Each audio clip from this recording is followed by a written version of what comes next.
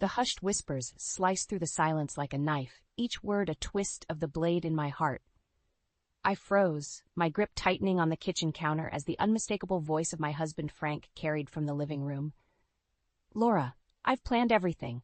Ellie's inheritance from her mother won't even touch our account. I'll ensure she has no say." A cold chill ran down my spine as the weight of his betrayal sank in.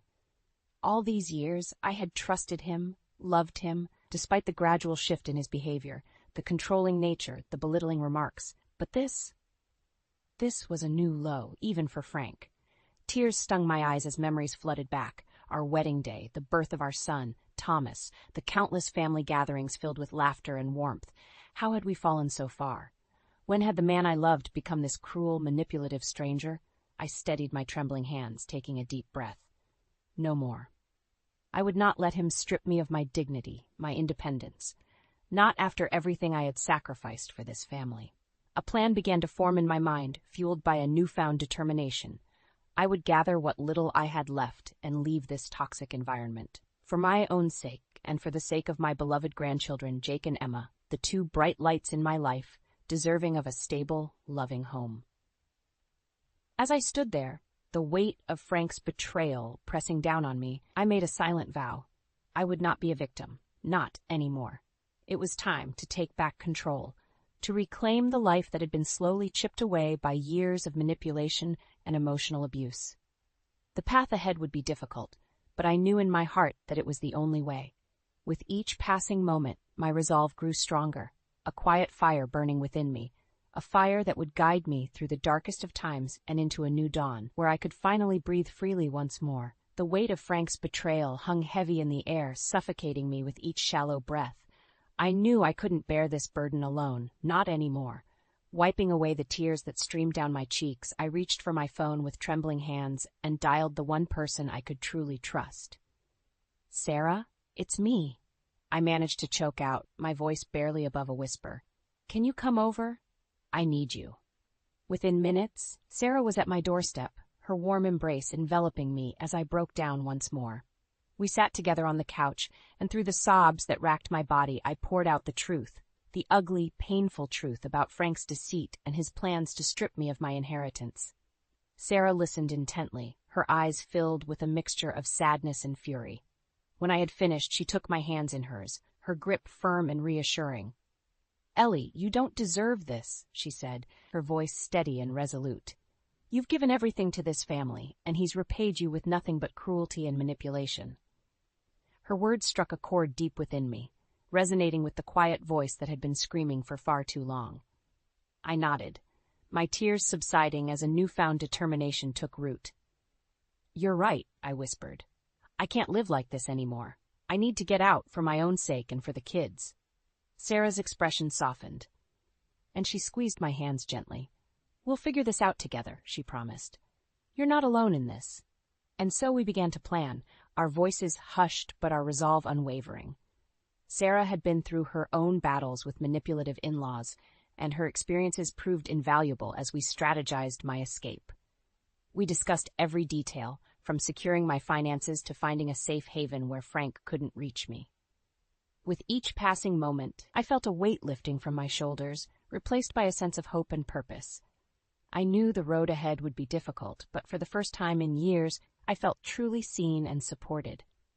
As the sun began to set, casting warm hues across the living room, Sarah pulled me into another embrace.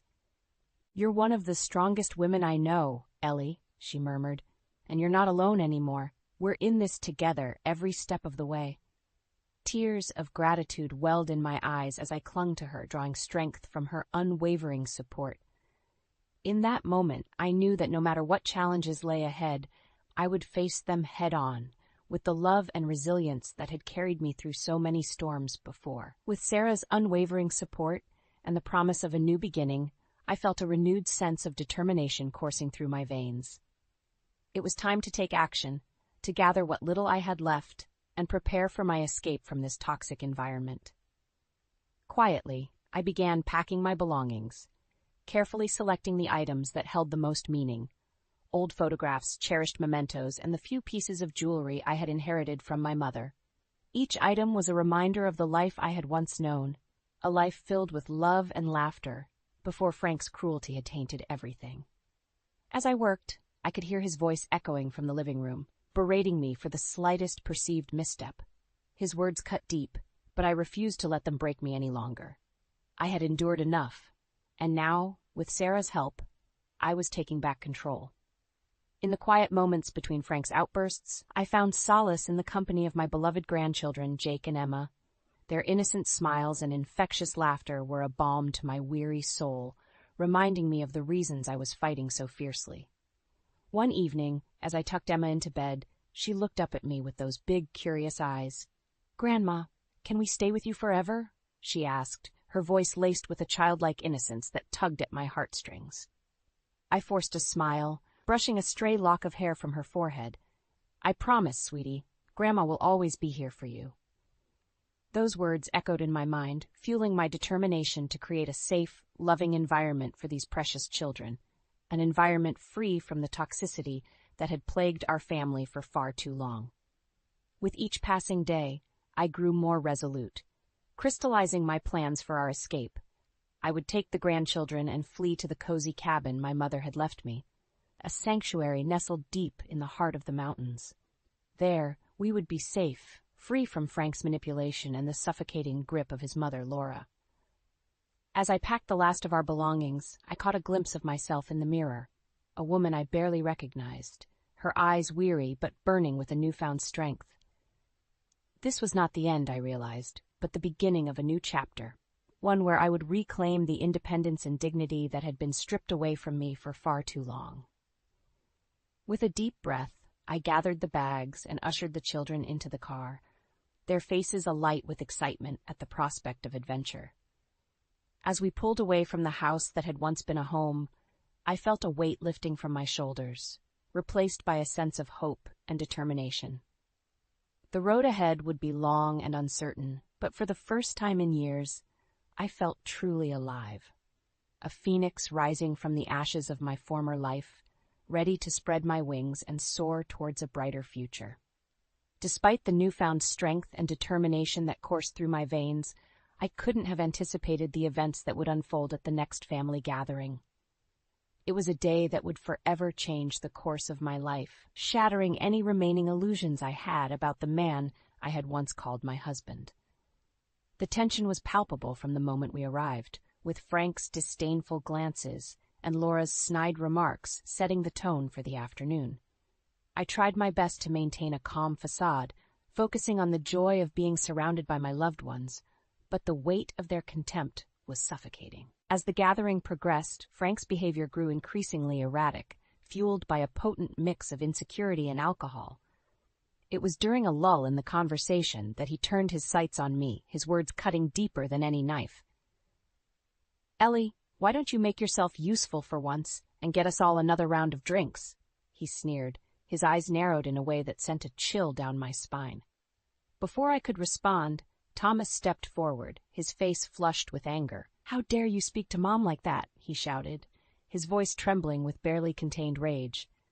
Frank's lips curled into a cruel smile as he turned to face our son.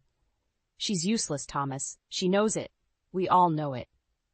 Those words hung in the air like a thick fog, suffocating me with their venom. I could feel the eyes of our family members upon me, their expressions a mix of pity and discomfort. But in that moment, something within me snapped. "I'll show you who's useless, Frank," I said, my voice steady and unwavering despite the storm of emotions raging within me. Frank's eyes widened, taken aback by my sudden defiance. "What did you just say to me?" I took a step forward, my hands balled into fists at my sides. "You heard me. I'm done being your punching bag, your emotional doormat. I'm done with all of it." The room fell silent, the tension so thick you could cut it with a knife.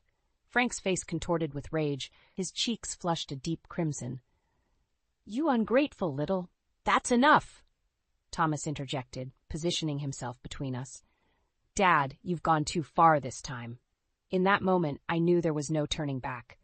The years of manipulation, the emotional abuse, the constant belittling, it all came crashing down around me, and I realized that the only path forward was one of freedom, of reclaiming the dignity that had been stripped away from me for far too long.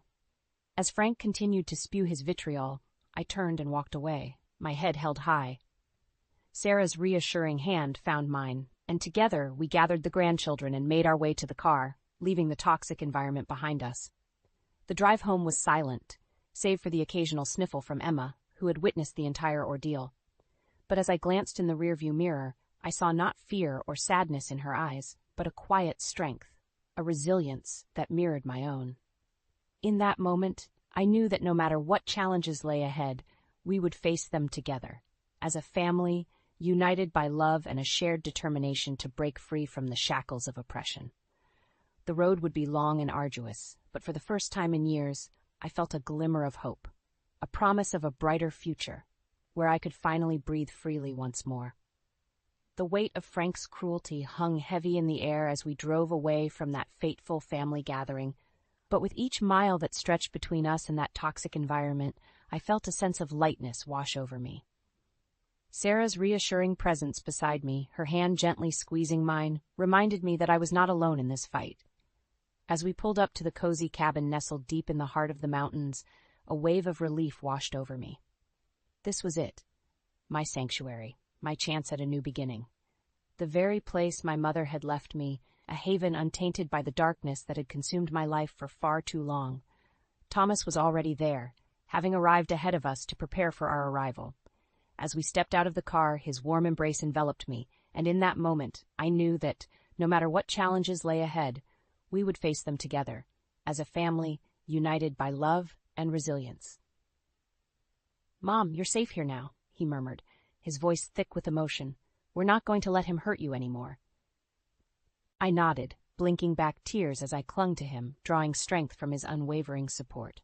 Sarah ushered the grandchildren inside, their excited chatter filling the crisp mountain air, and for the first time in years, I felt a glimmer of hope, a promise of a brighter future where I could finally breathe freely once more.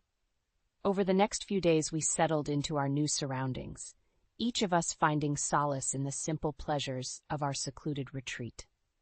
The grandchildren explored the nearby trails, their laughter echoing through the trees like a soothing balm to my weary soul. Sarah tended to the small garden, her hands coaxing new life from the rich soil, while Thomas and I worked together to make the cabin feel like a true home. And through it all, I felt a weight lifting from my shoulders with each passing moment, replaced by a sense of freedom and independence that I had long since forgotten. No longer did I have to walk on eggshells, fearing Frank's wrath or Laura's cutting remarks. Here, in this sanctuary, I was free to be myself, to rediscover the woman I had once been, before the years of manipulation and emotional abuse had chipped away at my spirit. As the days turned into weeks, I found myself embracing this newfound independence with open arms. I blocked Frank's number, severing the last remaining tie to that toxic environment, and focused instead on the love and support that surrounded me. Thomas and Sarah became my rock, their unwavering presence a constant reminder that I was not alone in this journey. And then one evening, as we gathered around the fireplace, the crackling flames casting a warm glow over our little family, I looked around at the faces of those I loved most in this world, and a profound sense of peace washed over me. "We did it," I whispered, my voice barely audible above the gentle crackle of the fire. Sarah's arm slipped around my shoulders, pulling me close. "Yes, Ellie," she murmured. "You did it.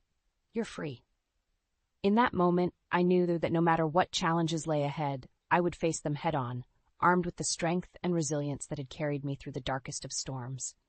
For the first time in years, I felt truly alive. A phoenix rising from the ashes of my former life, ready to spread my wings and soar towards a future filled with love, laughter, and the promise of endless possibilities. The first few weeks in our mountain sanctuary passed in a blissful haze, each day filled with the simple joys of freedom and the love of my family. But even as I basked in the warmth of our newfound peace, a part of me knew that the storm was far from over. It was a crisp autumn morning when the illusion of safety was shattered. I had just finished tending to the small garden, my hands still caked with rich soil, when the unmistakable sound of a car engine echoed through the trees. My heart skipped a beat as a familiar figure emerged from the vehicle, his face twisted into a mask of rage. "You think you can hide from me?" Frank roared, his voice cutting through the tranquil silence like a knife. I steeled myself, drawing upon the newfound strength that had carried me this far. I'm not hiding, Frank, I replied, my voice steady despite the tremors that threatened to betray me. I'm free, and you can't control me anymore. His eyes narrowed, and for a moment I saw a flicker of the man I had once loved, the charming, confident figure who had swept me off my feet all those years ago. But that illusion was quickly shattered as he took a menacing step forward. You think you're so clever, don't you? He spat, his words laced with venom. Running off with my grandchildren, turning my own son against me. Well, let me tell you something, Ellie. This little game of yours ends now. I stood my ground, my hands balling into fists at my sides. This isn't a game, Frank. This is my life, and I'm taking it back. You've had your chance, and you blew it. His face contorted with rage, and for a moment I feared he might lash out physically. But before he could make another move, Thomas and Sarah emerged from the cabin, their presence a solid wall of support at my back. Dad, you need to leave, Thomas said, his voice firm but tinged with sadness. You're not welcome here anymore.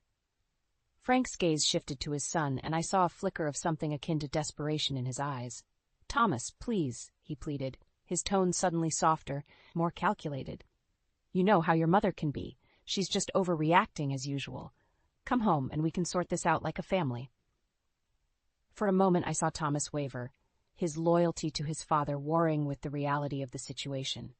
But then Sarah's hand found his, and he seemed to draw strength from her touch. No, Dad, he said, shaking his head. This isn't about overreacting. This is about Mom finally standing up for herself, and I'm not going to let you take that away from her. Frank's eyes narrowed, and I could see the last vestiges of his control slipping away.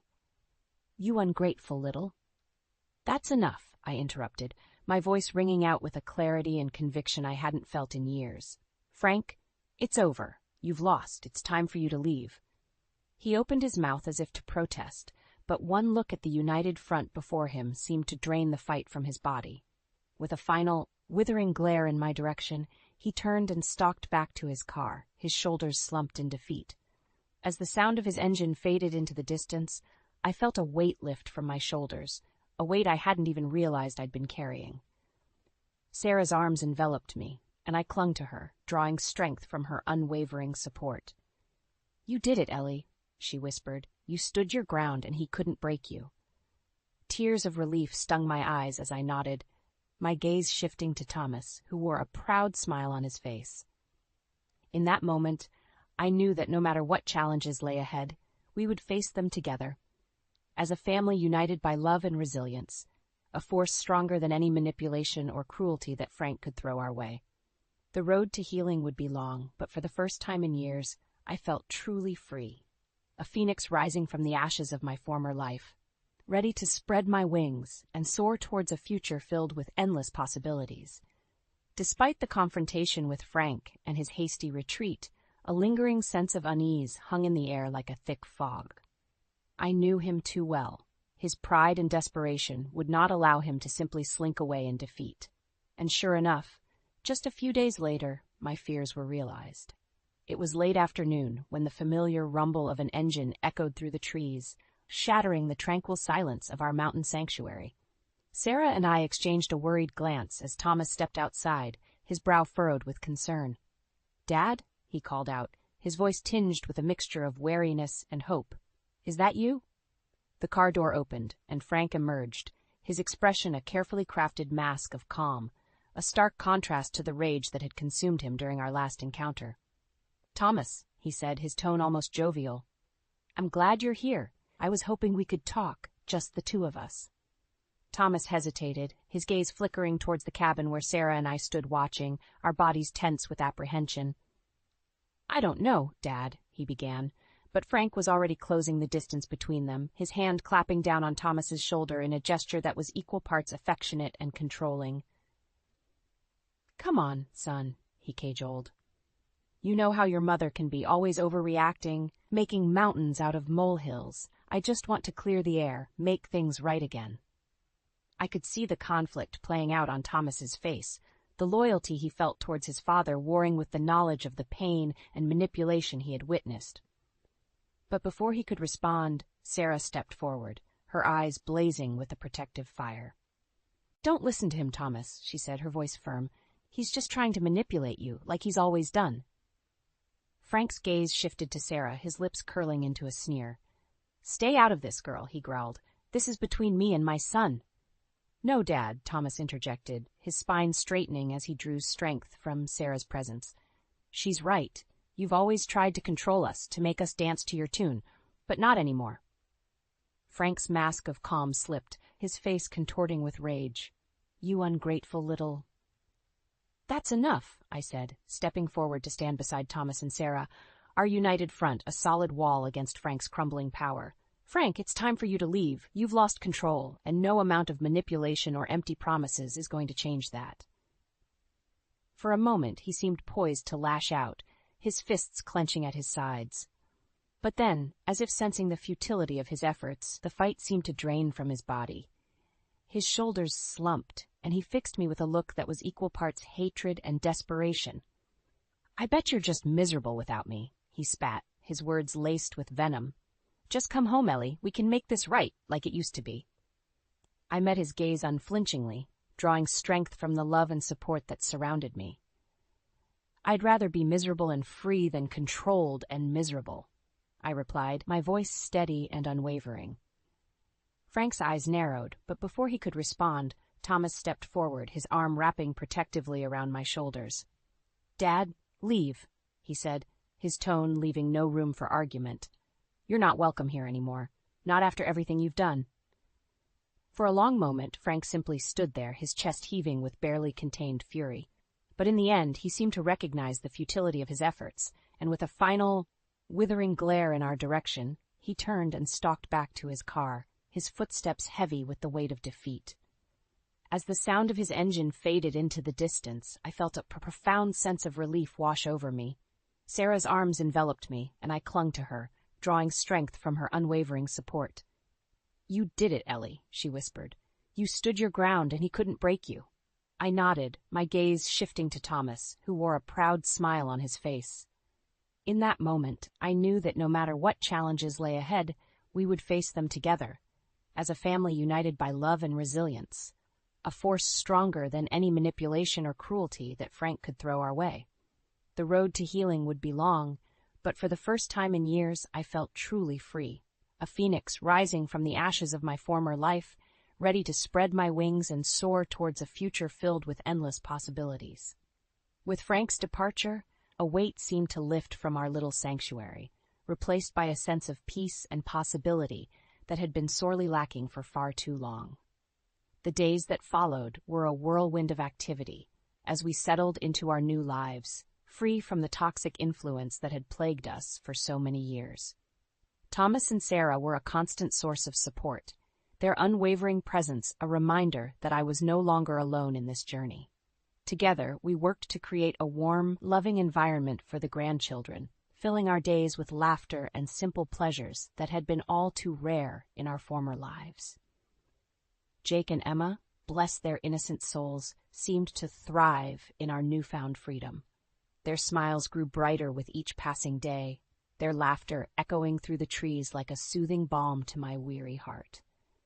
It was in those moments, watching them play and explore the wonders of our mountain retreat, that I found myself truly letting go of the pain and resentment that had weighed me down for so long. As the weeks turned into months, I began to rediscover the woman I had once been, the strong, independent spirit that had been slowly chipped away by years of manipulation and emotional abuse. With Sarah's encouragement, I even took a part-time job at the local community center, finding joy in the simple act of helping others and forging new connections. It was during one of my shifts at the center that I ran into an old friend, someone I hadn't seen in years due to the isolating nature of my former life. Her eyes widened in surprise as she recognized me, and for a moment I braced myself for the pity or judgment that had become all too familiar. But instead, she pulled me into a warm embrace, her eyes shining with genuine happiness. "Ellie, it's so good to see you," she murmured. "You look radiant." I couldn't help but smile, feeling a sense of pride and accomplishment that had been sorely lacking for far too long. "Thank you," I replied, squeezing her hand. "It's been quite a journey, but I'm finally free. Over the following weeks and months, I made a conscious effort to repair the bridges that had been burned during my years of isolation. One by one, I reconnected with old friends and family members, opening myself up to the love and support that had been there all along, just waiting for me to break free from the chains that had bound me. And through it all, my grandchildren remained the shining beacons of hope and resilience that had guided me through the darkest of times. As I watched them grow and thrive in our newfound sanctuary, I couldn't help but feel a profound sense of gratitude for the strength and courage that had carried me to this point. One evening, as we gathered around the fireplace, the crackling flames casting a warm glow over our little family, Emma snuggled close to me, her eyes shining with contentment. "I love you, Grandma," she murmured, her voice thick with the innocence of childhood. I pulled her close, pressing a gentle kiss to the top of her head. "I love you too, sweetie," I replied, my heart swelling with a love and joy that I had once feared I would never feel again. In that moment, I knew that no matter what challenges lay ahead, we would face them together, as a family united by love and resilience. The road to healing had been long and arduous, but as I looked around at the faces of those I loved most in this world, I knew that we had emerged from the darkness stronger, wiser, and more resilient than ever before. This was not the end of our journey, but the beginning of a new chapter. A chapter filled with endless possibilities and the promise of a future where love, laughter, and the unbreakable bonds of family would reign supreme. And as I basked in the warmth of that newfound freedom, I couldn't help but feel like a phoenix rising from the ashes, ready to spread my wings and soar towards a brighter tomorrow.